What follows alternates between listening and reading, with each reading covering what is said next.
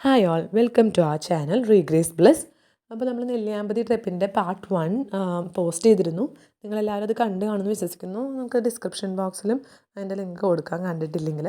അതിനകത്ത് നമ്മൾ പോത്തുണ്ടി ഡാമും അതിന് ചുറ്റിപ്പറ്റിയുള്ള ആക്ടിവിറ്റീസും പാർക്കും അങ്ങനെ കുറേ കാര്യങ്ങൾ കവർ ചെയ്തിരുന്നു. അപ്പോൾ നമ്മൾ എൻഡ് ചെയ്തത് സെക്കൻഡ് പാർട്ട് നെല്ലിയാമ്പതിയിലേക്കുള്ള പോകുന്നതും കാഴ്ചകളുമായിരിക്കും എന്നുള്ളത് നമ്മൾ സൂചിപ്പിച്ചിരുന്നു. അപ്പോൾ നമ്മൾ ഇന്നിപ്പോൾ സെക്കൻഡ് പാർട്ടാണ് ഇവിടെ കവർ ചെയ്യുന്നത്. അപ്പോൾ പോത്തുണ്ടി ഡാമിൽ നിന്ന് അപ്പം തന്നെ നമ്മൾ നെല്ലിയാമ്പതിയിലേക്ക് ഇപ്പോൾ 22 കിലോമീറ്റേഴ്സ് ഉണ്ടെന്ന് മനസ്സിലാക്കിയിരുന്നു. നമ്മൾ ഉച്ചയോടുകൂടി അവിടെ നിന്ന് ആക്ച്വലി ഇറങ്ങി. അപ്പോൾ നമുക്ക് ആ കാഴ്ചകളിലേക്ക് കിടക്കാം. അപ്പോൾ നമ്മൾ നെല്ലിയാമ്പതിയിൽ എത്തിക്കഴിഞ്ഞിട്ട് ഭക്ഷണം കഴിക്കാമെന്നുള്ളൊരു പ്ലാനിലാണ് അവിടെ നിന്ന് ഇറങ്ങിയത്. പോത്തുണ്ടി ഡാമിൽ നിന്ന് സ്റ്റാർട്ട് ചെയ്യുമ്പോൾ തന്നെ നമ്മൾ ആ ഒരു ഫോറസ്റ്റ് ഏരിയ പോലുള്ള സ്ഥലത്തേക്ക് കടക്കും.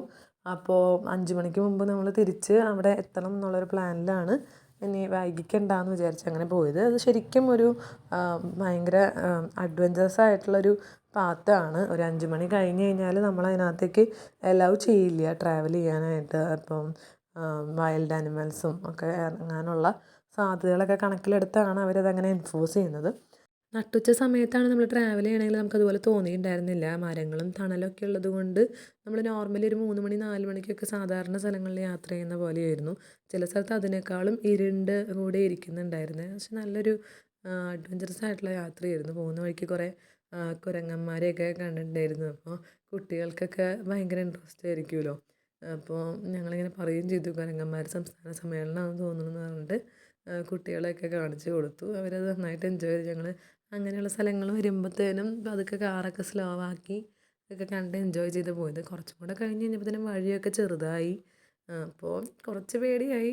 ഭയങ്കര അഡ്വഞ്ചറസ് ആയിട്ടുള്ള ഒരു സൈഡിൽ കൊക്കയും ഒരു സൈഡിൽ കൂടെ മാത്രം പോകുന്നു. അതും വലിയ വണ്ടികളൊക്കെ വരുമ്പോഴത്തേനും കുറച്ച് ടെൻഷൻ ഉണ്ടായിരുന്നു. കാരണം പൊതുവെ നമ്മൾ ഇങ്ങനെ ഒരു ജേണി നമ്മൾ നോർമലി ചെയ്യാറില്ല. പിന്നെ അതിരപ്പള്ളി ഭാഗത്തേക്കാണ് നമ്മൾ ഇതിന് മുമ്പ് പോയിട്ടുള്ളത്. പക്ഷെ അതിനേക്കാളൊക്കെ ഒരുപാട് ഇരട്ടി ദൂരം നമ്മൾ ഒരു കാടിൻ്റെ ഒരു ഏരിയയിലൂടെ ട്രാവൽ ചെയ്യുന്നതായിട്ടാണ് നമുക്ക് ശരിക്കും ഫീൽ ചെയ്തത്. പക്ഷെ കാണാൻ നല്ല രസമുണ്ടായിരുന്നു. ഞങ്ങൾ ഫുൾ ടൈം ഏതാണ്ട് വീഡിയോ കവർ ചെയ്യാനായിട്ടുള്ള പ്ലാൻ ഉണ്ടായിരുന്നു. അങ്ങനെ അതുപോലെ നമുക്ക് ഓരോ സ്ഥലങ്ങൾ നമുക്ക് ചില സമയത്ത് തോന്നും നമുക്ക് നിർത്തി നിർത്തി വീഡിയോ ഒക്കെ എടുത്ത് ഭംഗിയൊക്കെ ആസ്വദിച്ച് പോകാമെന്ന്. പക്ഷേ കാടിൻ്റെ പോലത്തെ ഒരു സ്ഥലമൊക്കെ ആയതുകൊണ്ട് തന്നെ നമ്മൾ കുറച്ച് ഹെസിറ്റേറ്റഡ് ആയിരുന്നു. അങ്ങനെ ഇനി അതിനകത്ത് റിസ്ക് ഉണ്ടല്ലോ എന്ന് വിചാരിച്ചിട്ട് വേണ്ടാന്ന് വെച്ചു.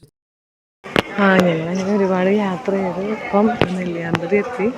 മോളൊക്കെ അപ്പോഴേക്കും ഉറങ്ങി. ഞങ്ങൾക്കൊരു ഫാം ഹൗസിൽ വന്ന് ഭക്ഷണം കഴിക്കാനുള്ള പരിപാടിയാണ്. കഴിഞ്ഞിട്ട് വേണം വ്യൂ പോയിന്റിലേക്കൊക്കെ പോകും. ഗ്രീൻലാൻഡ് ഫാം ഹൗസസ് എന്ന് പറഞ്ഞ ഒരു ഫാം ഹൗസിലായിരുന്നു. അപ്പോൾ നമ്മൾ ആ റെസ്റ്റോറൻറ്റിലേക്ക് എത്തുന്നതിന് മുമ്പ് തന്നെ അവിടുത്തെ കാഴ്ചകളും അവിടുത്തെ അട്രാക്ഷൻസൊക്കെ അവിടെ ലിസ്റ്റ് ചെയ്തിട്ടുണ്ടായിരുന്നു. അവിടെ അപ്പുറത്ത് തന്നെ നമ്മൾ കുതിരാനയും അങ്ങനെ കുറച്ച് സംഭവങ്ങളൊക്കെ കണ്ടു. അങ്ങനെയാണ് ഞങ്ങൾ പിന്നെ ഭക്ഷണം കഴിക്കാൻ കയറിയത്. എല്ലാവരും നന്നായിട്ട് വിശക്കുന്നുണ്ടായിരുന്നു. എല്ലാവരും അത്യാവശ്യം നന്നായിട്ട് കഴിച്ചു. മോൾ ഉറങ്ങി. മോൾ തൊട്ടിലുണ്ടായിരുന്നത് കൊണ്ട് അവിടെ റെസ്റ്റോറൻറ്റിൽ തന്നെ തൊട്ടിൽ കിടത്തിയാണ് ഞങ്ങൾ മുഴുവൻ ഭക്ഷണമൊക്കെ കഴിച്ചത്. അങ്ങനെ അത് കഴിഞ്ഞ് ഞങ്ങൾ വ്യൂ പോയിൻറ്റിലേക്ക് നടന്നു. അപ്പോൾ വ്യൂ പോയിൻറ്റിലേക്ക് നടക്കാൻ എല്ലാവർക്കും പറ്റും. പാരൻസും കുട്ടികളൊക്കെ ഉള്ളതുകൊണ്ട് പരമാവധി ദൂരം പോയി നോക്കാം എന്ന് വിചാരിച്ച് അങ്ങനെ ഇറങ്ങി. അങ്ങനെ കുറച്ച് ദൂരം നടന്നപ്പോൾ ചിലരൊക്കെ പിന്മാറി. ഞങ്ങൾ വീണ്ടും വ്യൂ പോയിൻറ്റിലേക്ക് തന്നെ പോയി. വ്യൂ പോയിൻറ്റ് അകലേന്ന് കാണുമ്പോൾ തന്നെ സൂപ്പറാണ്. എന്നാലും ആ പിക്ചേഴ്സൊക്കെ ക്യാപ്ചർ ചെയ്യാൻ വേണ്ടി നോക്കട്ടെ. ഫോട്ടോയിലും വീഡിയോയിലൊക്കെ നമുക്ക് വ്യൂ പോയിൻറ്റിൻ്റെ മനോഹാരിത എത്രത്തോളം നിങ്ങൾക്ക് മനസ്സിലാവുന്നുണ്ടെന്ന് അറിയില്ല. കാരണം അവിടെ ഒരു മൂടൽ മഞ്ഞൊക്കെ ഉള്ളത് കൊണ്ട് നമുക്ക് ഫുള്ളി ക്യാമറയിൽ അത് എടുക്കാൻ പറ്റുമോ എന്ന് വെച്ചാൽ അറിയില്ല. പക്ഷേ അത് നേരിട്ട് കാണാനുണ്ട്. സ്വർഗം പോലെയാണ് നമുക്ക് മുകളിൽ നിന്ന് കാണുമ്പോൾ. ഭൂമിയെ കാണുന്നത് കുരുകുരാന്നുള്ള രീതിയിൽ നല്ല ഭംഗിയാണ് കാണാനായിട്ട്. ഒരിക്കലും അത് കാണാതെ പോകുന്നത് ഭയങ്കര ഒരു നഷ്ടമായിരിക്കും. എന്ത് ഭംഗിയാണ് ചുറ്റും കാണാനായിട്ട്. കുരുകുരാന്നൊക്കെ ആ മലയുടെ മുകളിൽ നിന്ന് ആ ഒരു തണുപ്പും എല്ലാം അടിപൊളിയാണ്. എന്തായാലും ഈ വ്യൂ പോയിന്റ് മിസ്സാക്കരുത്. അടിപൊളിയാണ്. നിങ്ങൾ പോയി കണ്ടു കഴിഞ്ഞാൽ നിങ്ങൾക്ക് മനസ്സിലാക്കും. ചുറ്റും കാണുന്നത് പറഞ്ഞറിയിക്കാൻ പറ്റില്ല. അങ്ങനെ വ്യൂ പോയിന്റിൻ്റെ അവിടെ നമ്മൾ തിരിച്ച് നടക്കുകയാണ്. ഇനി എവിടേക്കാണ് പോകേണ്ടതെന്ന് നോക്കട്ടെ. പക്ഷേ ഇതൊരു ഭയങ്കര റിഫ്രഷിങ് ആയിട്ടുള്ള ട്രിപ്പാണ് കേട്ടോ. എന്ന് വെച്ചാൽ അത്രയും ബിസി സ്കെഡ്യൂളിൽ നിന്നും അല്ലെങ്കിൽ ഭയങ്കര തിരക്ക് അടിപൊളിയാണ്. ഒരിക്കലും മിസ് ചെയ്യാൻ പാടില്ല ഇങ്ങനത്തെ എക്സ്പീരിയൻസസൊക്കെ. വ്യൂ പോയിൻ്റ് അവിടെ നിന്ന് തിരിച്ച് നടക്കുന്ന വഴിയാണെങ്കിലും ഒക്കെ നല്ല ഭംഗിയായിട്ട് മെയിൻറ്റെയിൻ ചെയ്തിട്ടുണ്ട്. പിന്നെ അവിടെ ഒരു വീട് പോലെ ഇത് കാണാൻ പറ്റും. അത് ഒരുപാട് സിനിമകളിൽ നമ്മൾ കണ്ടിട്ടുണ്ട്. ഷൂട്ടിങ്ങിന് വേണ്ടി ഉപയോഗിക്കുന്നതാണ്.